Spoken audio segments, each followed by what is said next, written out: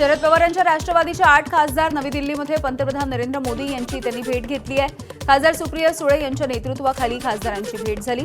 अर्धा तास खासदारांची पंतप्रधान मोदींसोबत चर्चा, मतदारसंघामधल्या समस्या आणि अतिवृष्टीमुळे शेतकऱ्यांचं नुकसान याविषयी चर्चा झाली आहे। फुले दाम्पत्य अण्णाभाऊ साठे तुकडोजी महाराज यांना भारतरत्न द्या, शरद पवार यांच्या राष्ट्रवादीच्या खासदारांची मोदींकडे मागणी। राज्यामधल्या विकास प्रकल्पांविषयी मोदींसोबत चर्चा। पंतप्रधान कोणत्याही पक्षाचे नसतात, ते देशाचे आहेत। शरद पवार यांचे खासदार मोदींना भेटले ही चांगली गोष्ट आहे। या भेटीकडे वेगळ्या दृष्टिकोनातून बघण्याची गरज असल्याचं मुख्यमंत्री फडणवीसांचं मत। चांगली गोष्ट आहे। पंतप्रधान हे देशाचे असतात, ते कुठल्या पक्षाचे नसतात। त्यांना भेटायला जाणं यामध्ये काही वावगं आहे असं मला वाटत नाही। मी देखील मुख्यमंत्री आहे, अनेक विरोधी पक्षाचे लोक मला भेटत असतात, त्यांची कामं सांगत असतात। त्यामुळे मला असं वाटतं की कुठल्याही वेगळ्या दृष्टीने याच्याकडे पाहण्याचं कारण नाही आहे। चांगली गोष्ट आहे। पंतप्रधान हे देशाचे असतात, ते कुठल्या पक्षाचे नसतात। त्यांना भेटायला जाणं यामध्ये काही वावगं आहे असं मला वाटत नाही। मी देखील मुख्यमंत्री आहे, अनेक विरोधी पक्षाचे लोक मला भेटत असतात, त्यांची कामं सांगत असतात। त्यामुळे मला असं वाटतं की कुठल्याही वेगळ्या दृष्टीने याच्याकडे पाहण्याचं कारण नाही आहे। ते त्या ठिकाणी गेले आहेत, ही अतिशय किंवा जाणार असतील तर अतिशय चांगली गोष्ट आहे। संसदेच्या कामकाजावरून खासदार संजय राऊत यांचा पंतप्रधान नरेंद्र मोदी आणि केंद्रीय गृहमंत्र्यांवरती निशाणा। पंतप्रधान मोदी आणि गृहमंत्री अमित शहांनी विद्यार्थ्यांवरती झालेल्या लाठीचार्जच्या संदर्भात निवेदन द्यावं, तोपर्यंत संसदेमध्ये हंगामा सुरू राहील, खासदार संजय राऊतांचा इशारा। या निर्घृण पद्धतीनं पॅलेट गनचा मारा केला, टिअर गॅस सोडले, हे आदेश कोणी दिले याचं निवेदन करण्यासाठी देशाच्या गृहमंत्र्यांनी संसदेच्या दोन्ही सभागृहात यावं आणि या निर्घृण कृत्याची जबाबदारी घ्यावी गृहमंत्री म्हणून आणि त्याबाबत निवेदन करावं। खासदार संजय राऊतांची भाजप आणि पंतप्रधान नरेंद्र मोदी यांच्यावरती टीका। पंतप्रधान नरेंद्र मोदींनी आमचा आणि शरद पवार यांचा पक्ष फोडला, भाजपची केंद्रामधली सत्ता गेली तर त्यांचा 70% पक्ष कमी होईल, असाही राऊतांचा टोला। आमचा पक्ष फोडला, आम्ही त्यांना भेटणार नाही, आमचा त्यांचा वाद कायम राहील। नुसता पक्ष फोडला नाही तर आमचा पक्ष एखाद्या ऐऱ्या गैराच्या हातामध्ये दे। मी ऐरा गैरा हा शब्द मुद्दाम वापरतो। बघा, ज्या दिवशी सत्ता जाईल तेव्हा 80% बीजेपी आपोआपच खाली होणार आहे। राष्ट्रवादीचे प्रदेशाध्यक्ष सुनील तटकरे यांच्या नियुक्तीच्या विरोधात निवडणूक आयोगामध्ये तक्रार। जालना जिल्ह्यामधील राष्ट्रवादीचे मंठा परतूर विधानसभा मतदारसंघाचे अध्यक्ष भाऊसाहेब गोरे यांची तक्रार। नियम डावलून तटकरेंची नियुक्ती केल्याची तक्रार आहे। तटकरेंचा कार्यकाळ घटनाबाह्य असल्याचाही आरोप आहे। उमेदवारी अर्ज भरण्याची तारीख नाही, उमेदवारी वापस घेण्याची तारीख नाही, मतदानाची तारीख नाही, निवडणूक निर्वाचन अधिकाऱ्याची नियुक्ती नाही आणि निवडणूक जाहीर करण्याची तारीख नाही। या सगळ्या न करता त्यांनी स्वतःची निवड करून घेतली, ही बेकायदेशीर आहे। उपमुख्यमंत्री एकनाथ शिंदे आणि वनमंत्री गणेश नाईक यांच्यामधला वाद विकोपाला गेलाय। गणेश नाईक यांची अप्रत्यक्षपणे एकनाथ शिंदेंवरती टीका। जनतेला गृहीत धरून कोणी नाटक करेल तर त्याच्या नाटकाचा तमाशा लोकांना दाखवेन, नाईक यांची शिंदेंवरती नाव न घेता टीका। अशा प्रकारची समजूत करून कोणी जर नाटक करेल तर त्याच्या नाटकाचा तमाशा कसा आहे हे लोकांना दाखवायचं काम गणेश नाईक। कोणाला वाईट त्याच्या जीवनामध्ये दिवस येऊ अशी इच्छा व्यक्त करणारा नाही, परंतु कोणी जर आम्हाला बुद्धू समजून जर टपली मारणार असेल त्याचा हात धरून त्याची लायकी त्याला दाखवायची ताकद आमच्यामध्ये आहे। मुंबईमध्ये आज भाजपकडून भव्य तिरंगा यात्रेचं आयोजन करण्यात आलंय। स्वातंत्र्याच्या 80व्या वर्षामध्ये प्रवेश करत असताना राष्ट्रभावना जागवण्यासाठी मुंबईकरांना तिरंगा यात्रेमध्ये सहभागी होण्याचं भाजपचं आवाहन। मुंबईमधल्या तिरंगा रॅलीमध्ये सहभागी होणार असल्याची मुख्यमंत्री देवेंद्र फडणवीसांची माहिती। लोकांमध्ये देशप्रेम जागृत व्हावं यासाठी तिरंगा रॅली काढणार असल्याची फडणवीसांची प्रतिक्रिया। या सप्ताहामध्ये संपूर्ण देशात आपल्या तिरंगा रॅलीच्या माध्यमातून देशप्रेमाचं वातावरण तयार झालं पाहिजे, या दृष्टीनं या रॅलीज काढलेल्या आहेत. आज मुंबईच्या रॅलीमध्ये मी जाणार आहे, उद्या पुण्याच्या रॅलीत जाणार आहे आणि 14 तारखेला छत्रपती संभाजीनगरच्या रॅलीत मी जाणार आहे. सिंधुदुर्गच्या सावंतवाडी शहरामध्ये हर घर तिरंगा रॅली, मंत्री नितेश राणे यांची उपस्थिती, तर आमदार दीपक केसरकर यांच्यासह शेकडो नागरिकांचा सहभाग. सावंतवाडीमधील उपरलकर देवस्थान ते जगन्नाथराव भोसले उद्यानापर्यंत या रॅलीचं आयोजन. भारतीय स्वातंत्र्य दिनाच्या निमित्तानं राजधानी दिल्लीमधल्या लाल किल्ल्यावरती कडेकोट सुरक्षा असणार आहे. 15 ते 20 हजार जवानांचा पहारा असेल, तसंच 1000 सीसीटीव्ही कॅमेऱ्यांची करडी नजर असेल. Anti drone system, hi tech CCTV control रूमची देखील उभारणी. नागपूर शहरामधल्या रस्त्यांची कामं निकृष्ट दर्जाची करणाऱ्या कंत्राटदाराच्या विरोधात कठोर कारवाई केली जाणार आहे. नागपूरमध्ये नितीन गडकरी यांनी बैठक घेऊन हा इशारा दिलाय. रस्त्यांच्या कामात गुणवत्ता राखली नाही तर संबंधित कंत्राटदाराला ब्लॅकलिस्ट केलं जाणार आहे. अधिकाऱ्यांचं देखील थेट निलंबन केलं जाईल.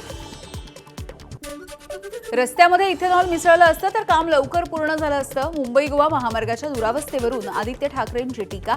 तर दरवर्षी भाजपची राजवट गणेशोत्सवापूर्वी डागडुजी आणि डिसेंबरपूर्वी रस्ता पूर्ण करण्याची थाप मारते. आदित्य ठाकरेंची एक्स पोस्ट.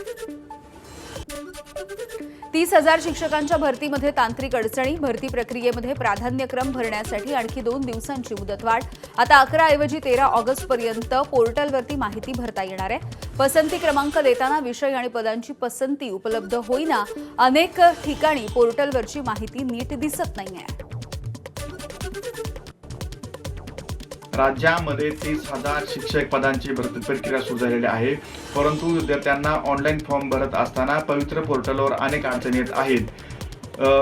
शिक्षण विभागाने आज 2 दिवसाची मुदतवाढ दिलेली आहे, परंतु 2 दिवसाची मुदतवाढ ही काय विद्यार्थ्यांना पुरेसा वेळ नाही. कारण का सुरुवातीला तुम्ही 5-7 दिवसाची मुदत देता, नंतर 2 दिवस वाढवता. ही वेळ फार कमी आहे. तर किमान विद्यार्थ्यांना 2 आठवड्याची मुदतवाढ देण्यात यावी. एसटी कर्मचाऱ्यांच्या पगाराचा प्रस्ताव अर्थ खात्याकडे दिला. एसटीच्या एमडींनी पगाराचा प्रस्ताव दिलाय. परिवहन मंत्री प्रताप सरनाईक यांची माहिती. अर्थ खाते प्रस्ताव आला नाही असं म्हणत असेल तर त्यांच्या कार्यालयामध्ये जाऊन जाब विचारणार. सरनाईकांची आक्रमक भूमिका. MD 3:30 वाजता त्यांना भेटल्यानंतर ताबडतोब तो प्रस्ताव मंजूर व्हायला हवा होता, परंतु तो झाला नाही. आज जर दुपारी 1:30-2 वाजेपर्यंत GR नाही निघाला तर मला प्रोटोकॉल बाजूला सारून रस्तोगी साहेबांना आणि वित्त विभागाच्या अधिकाऱ्यांना भेटायला त्यांच्या कार्यालयामध्ये जावं लागेल. मी ST कामगारांवर जर अन्याय अशा प्रकारे होत असेल आणि वित्त विभागाच्या माध्यमातून जर अशा प्रकारे त्यांचा पगार थांबवून ठेवत असेल तर मी प्रोटोकॉल बाजूला सारून त्यांच्या कार्यालयामध्ये जाऊन बसायला तयार आहे. नवी मुंबई महानगरपालिकेच्या महासभेमध्ये गोंधळ झालाय. क्लस्टर योजनेमध्ये बदल करण्याच्या मुद्द्यावरून भाजप शिवसेना आमने सामने. एकमेकांच्या विरोधात घोषणाबाजी. गोकुळ दूध संघाच्या निवडणुकीसाठी 60 दिवसांची मुदतवाढ. याआधी सुप्रीम कोर्टानं 90 दिवसांमध्ये निवडणूक घेण्याच्या विषयी आदेश दिले होते. मात्र 1300 पेक्षा अधिक संस्थांच्या पात्रतेचा मुद्दा निकाली न निघाल्यामुळे विभागीय उपनिबंधक हे सुप्रीम कोर्टात गेले. पुढच्या महिन्यापासून साबण, तेल, बिस्किटं ही महागण्याची शक्यता आहे. FMCG कंपन्या सप्टेंबरपासूनच्या तिमाहीमध्ये दरवाढ करण्याची शक्यता. ब्रिटानियाच्या 5 आणि 10 रुपयांच्या बिस्किटाच्या पाकिटाचं वजन देखील घटणार आहे. कच्च्या मालाचे दर वाढल्यामुळे किमती देखील वाढण्याची शक्यता आहे. हिंगोलीमधल्या वसमत शहरातील काजीपुरा परिसरामध्ये तलावाच्या सुशोभीकरणासाठी खोदलेल्या खड्ड्यामध्ये 8 वर्षाच्या मुलाचा बुडून मृत्यू झाला. संबंधित कंत्राटदारावरती आणि वसमत नगरपालिकेच्या मुख्याधिकाऱ्यांवरती गुन्हा दाखल करण्याची नातेवाईकांची मागणी. अमरावतीमधल्या अर्जुननगर परिसरामध्ये तलाठ्याच्या घराबाहेर गोळीबार झालाय. तलाठी विपुल ठाकरे यांच्या घराबाहेर रात्रीच्या वेळेला गोळीबार झाला. पोलीस अधिकाऱ्यांनी या सगळ्याची पाहणी केली आहे. गोळीबार करणाऱ्या आरोपींचा शोध सुरू आहे. अहिल्यानगरच्या धीरज परदेशी मृत्यूच्या प्रकरणी आमदार संग्राम जगताप यांनी अहिल्यानगरच्या माळीवाडा बसस्टँड परिसरामधील छत्रपती शिवाजी महाराज पुतळ्याच्या जवळ ठिय्या आंदोलन केलंय. आरोपींच्या घरावरती बुलडोझर चालवण्याची मागणी. महापालिका कंत्राटी कर्मचारी धीरज परदेशी मृत्यूच्या प्रकरणी 5 आरोपींना 15 तारखेपर्यंत पोलीस कोठडी. रात्री उशिरा आरोपींना अहिल्यानगरच्या जिल्हा सत्र न्यायालयामध्ये हजर करण्यात आलं. मुख्य आरोपीच्या अटकेपर्यंत पोलीस अधीक्षक कार्यालयामध्ये आंदोलन करण्याचा आमदार संग्राम जगताप यांचा इशारा. सध्या नवीन नागपूर प्रकल्पासाठी जमीन अधिग्रहणाची प्रक्रिया सुरू झाली आहे. मात्र शेतकऱ्यांच्या शेतामध्ये विहीर ठिबक सिंचन आहे. एवढंच नाही तर काही शेतकऱ्यांच्या शेतामध्ये पिकंही आहेत. मात्र अधिकाऱ्यांच्या कडून शेती कोरडवाहू असल्याचं सांगितलं जात आहे. गुमगावमधील शेतकऱ्यांचा हा आरोप आहे. शेतीचं मूल्यांकन करताना भेदभाव केल्याचा शेतकऱ्यांचा आरोप आहे. पुण्यामधील प्रमुख बाजारपेठेमध्ये पे अँड पार्क करण्यासाठी पालिकेचा प्रस्ताव. शहरामधील वाहतूक कोंडी कमी करण्यासाठी 6 ठिकाणी पे अँड पार्कचा प्रस्ताव आहे. 6 रस्त्यांवरती प्रायोगिक तत्वावरती निविदा काढली जाणार आहे. मुंबईतील सायन रेल्वे ओव्हरब्रिजच्या पुनर्बांधणीचं काम पुन्हा एकदा लांबणीवर गेलंय. 15 ऑगस्टपर्यंत पूल सुरू करण्याचं नियोजन करण्यात आलं होतं. मात्र आता सप्टेंबरच्या मध्यात पूल वाहतुकीसाठी खुला होण्याची शक्यता आहे. पुण्यामधल्या ससून रुग्णालयामध्ये सुरक्षा रक्षकांची आणि नातेवाईकांची शाब्दिक चकमक. डॉक्टरांना भेटू दिलं जात नसल्यामुळे बाचाबाची. रुग्ण दगावला असल्याचं सांगूनही डॉक्टरांना भेटू दिलं जात नसल्याचा आरोप आहे. भंडारा मेडिकल कॉलेज लोखंडी जॅकवरती 45 वर्ष जुन्या इमारतीमध्ये सिमेंटचे पोपडे निघतायत. बांधकामाच्या उघड्या सळ्या देखील दिसतायत. 3 मजली ही इमारत आहे आणि यामध्ये 400 बेड्स आहेत. हिंगणघाट इथे आज 400 खाटांच्या रुग्णालयाचं भूमिपूजन. ग्रामविकास मंत्री जयकुमार गोरे, मंत्री मेघना बोर्डीकर, पालकमंत्री पंकज भोयर हे उपस्थित राहतील. हिंगणघाटचे आमदार समीर कुणावार यांच्या पाठपुराव्याला यश आलंय. राज्याचे मुख्य सचिव राजेश अग्रवाल यांनी पंढरपूरच्या विठ्ठल मंदिरामध्ये सुरू असलेल्या 72 कोटींच्या कामांची आणि पंढरपूर शहर विकास कामांची पाहणी केली. राज्य सरकारनं नुकतंच पंढरपूरसाठी 4000 कोटींचा आराखडा मंजूर केलाय. दूध भेसळीच्या संदर्भात धक्कादायक अशी माहिती समोर आली. पुणे जिल्हा परिषदेचे राष्ट्रवादी काँग्रेसचे सदस्य विष्णू हिंगे यांचा सख्या पुतण्या सुशांत हिंगे दूध भेसळ रॅकेटचा मुख्य सूत्रधार आहे. पाण्यामध्ये शॅम्पू आणि वेगवेगळे केमिकल्स मिसळून ही टोळी भेसळयुक्त दूध तयार करायची. वाशिममध्ये एफडीएची मोठी कारवाई. मालेगावमध्ये 19 लाखांचा गुटखा जप्त. तस्करांच्या विरोधात गुन्हा दाखल. गुटखा, सुगंधित तंबाखू आणि वेगवेगळ्या पद्धतीचे तंबाखूजन्य पदार्थ जप्त करण्यात आले आहेत. नाशिकच्या देवळाली कॅम्पमध्ये 11 शिक्षकांकडून बनावट कागदपत्रांच्या माध्यमातून वेतन निश्चित केल्याचा प्रकार उघड झाला. खासगी शाळेमधल्या 11 शिक्षकांनी संगनमत करून ही फसवणूक केली आहे. 2001 ते 2022 या वर्षामध्ये बनावट कागदपत्र तयार केल्याची माहिती. पोलिसांमध्ये गुन्हा दाखल आहे.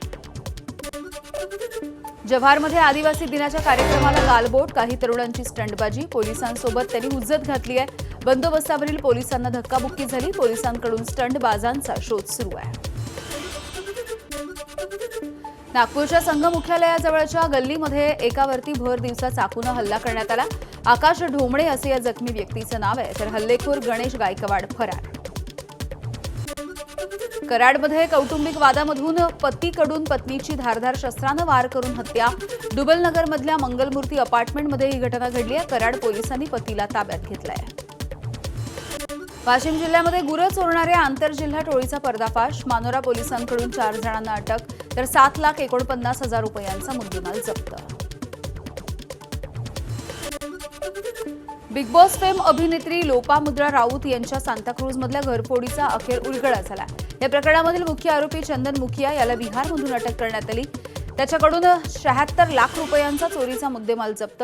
लोपामुद्रा राऊत 20 जून ते 27 जुलैच्या दरम्यान बाहेरगावी गेलेल्या असताना आरोपीनं ही चोरी केली.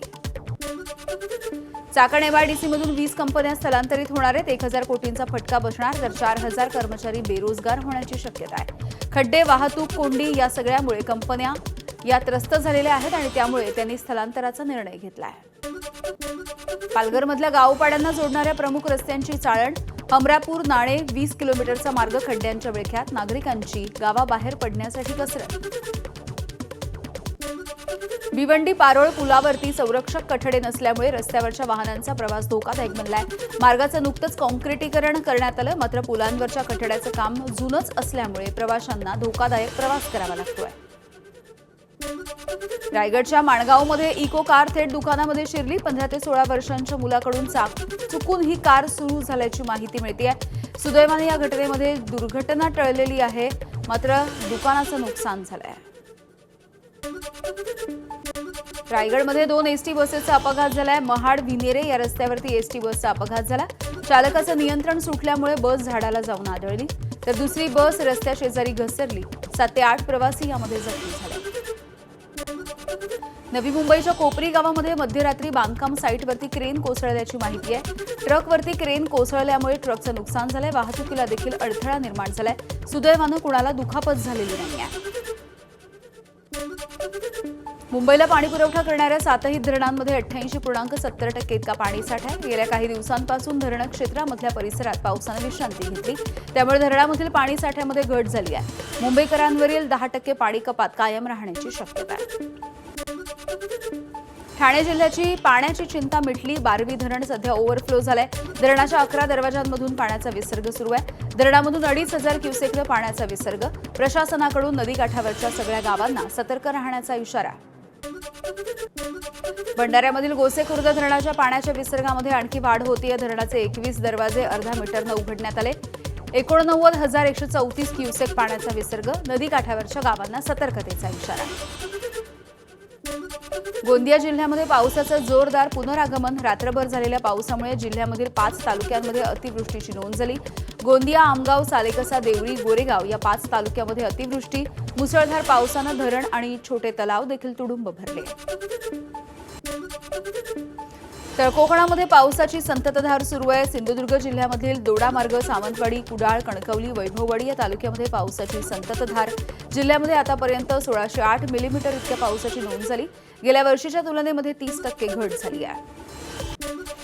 सिंधुदुर्गच्या आंबोलीमधील धबधबा परिसरामध्ये पर्यटकाचा सर्पदंश झाल्यामुळे मृत्यू झालाय. गंगाधर मरियप्पा असं या पर्यटकाचं नाव आहे. कर्नाटक राज्यामधून गंगाधर आपल्या 6 मित्रांसोबत आंबोली या ठिकाणी आले होते. आसामच्या शिवसागरमधील पुराचं संकट पुन्हा एकदा गंभीर बनलंय. पाऊस झाल्यामुळे शहराच्या अनेक भागांमध्ये पाणी साचून राहिलंय. शिवसागर जिल्ह्यामधील SSP कार्यालय पुन्हा एकदा पाण्याखाली गेलं. अनेक सरकारी कार्यालय पाण्याखाली गेल्याचं चित्र आहे. आग्र्यामध्ये यमुना नदीची पाण्याची पातळी सातत्याने वाढतीये. कालपर्यंत कोरडे असलेले घाट आता पाण्यानं भरल्याचं चित्र आहे. डोंगराळ भागामध्ये झालेल्या मुसळधार पावसाच्या नंतर नदीच्या पाण्याच्या पातळीमध्ये वाढ झाली. प्रशासनाचा नदीकाठावरच्या गावांना सतर्कतेचा इशारा. अहिल्यानगर महानगरपालिकेचे कंत्राटी कर्मचारी धीरज परदेशी यांच्या मृत्यूच्या नंतर हिंदुत्ववादी संघटनांकडून पाथर्डी शहर बंदची हाक देण्यात आली. पोलिसांकडून बंदोबस्त, संघटनांकडून बाईक रॅली काढत परदेशी यांच्यावरती झालेल्या हल्ल्याचा निषेध करण्यात आला. रत्नागिरीच्या दापोलीतल्या मच्छीमारांना मोठा दिलासा. आडे उटंबर या खाडीमधील मच्छीमारांसाठी तब्बल 54 कोटी रुपयांचा निधी. किनारी संरक्षण बंधारा उभारण्याचा मार्ग मोकळा. तर खाडीमधील गाळ काढण्यासाठी शासनाचा हिरवा कंदील. मुंबईमधील गणेशोत्सव 2026च्या नियोजनासाठी 11 ऑगस्टला संयुक्त बैठक. मंत्री मंगलप्रभात लोढा उपस्थित राहतील. गणेशोत्सव मंडळांच्या प्रतिनिधींची संयुक्त बैठक पार पडेल. छत्रपती संभाजीनगरमधील जागतिक वारसा स्थळ असलेल्या अजिंठा लेण्यांमध्ये पावसाच्या पाण्याची गळती होतीये. 3 लेण्यांच्या प्रवेशद्वाराच्या छताला गळती लागली आहे. तर पाणी जमिनीवरती पडू नये म्हणून प्लास्टिकच्या बादल्या ठेवण्याची वेळ आली आहे. बारामतीमधल्या कृषी उत्पन्न बाजार समितीमध्ये घोडे बाजार सुरू झालाय. आतापर्यंत 25 ते 30 घोडे दाखल. 200 ते 250 घोडे येण्याची शक्यता आहे. आगामी काळामध्ये बारामती घोडे खरेदी केंद्र विक्रीचं एक महत्त्वाचं स्थान बनेल, अश्वप्रेमींना विश्वास. गडचिरोलीमधल्या हेमलकसामधून गिर्यारोहकांच्या माउंट कनामो मोहिमेला प्रारंभ. डॉक्टर प्रकाश आमटे आणि डॉक्टर मंदाकिनी आमटे यांनी या मोहिमेला हिरवा कंदील दाखवला. 15 ऑगस्टला 5,974 मीटर उंचीवरती तिरंगा फडकवण्याचा या मोहिमेचा संकल्प आहे. गोंदियाच्या आमगावमध्ये भव्य कावड यात्रेचं आयोजन करण्यात आलं. शिवमंदिरामध्ये कावड यात्रेचं समापन. पारंपरिक पोशाखामध्ये हातामध्ये कावड घेऊन शेकडो नागरिकांचा सहभाग. उत्तर प्रदेशामधल्या मुझफ्फरनगर या ठिकाणी कावड यात्रेमध्ये एका अनोख्या कावडीनं लक्ष वेधून घेतलंय. मॅक्लारेन स्पोर्ट्स कारची प्रतिकृती असलेली कावड ही लक्ष वेधून घेतेय. दिल्लीमधल्या नवादा गावातल्या तरुणांनी ही कावड तयार केली. बंगळुरू जवळच्या उल्लाळ या ठिकाणी पारंपरिक चिखलामधला एक दिवस उत्साहामध्ये साजरा. उल्लाळ श्री चिरुंबा भगवती मंदिराच्या वतीनं आयोजित या कार्यक्रमामध्ये वेगवेगळ्या वयोगटामधले नागरिक सहभागी झाले. बंगळुरूमध्ये पंचतारांकित हॉटेल्सवरती मोठी कारवाई. महाराष्ट्राप्रमाणे कर्नाटकमध्ये सुद्धा मुंड इफेक्ट. मुदत संपलेले दूध, बुरशी लागलेल्या भाज्या. बंगळुरूच्या आलिशान हॉटेल्सवरती कर्नाटकच्या अन्न सुरक्षा विभागानं ही कारवाई केली आहे.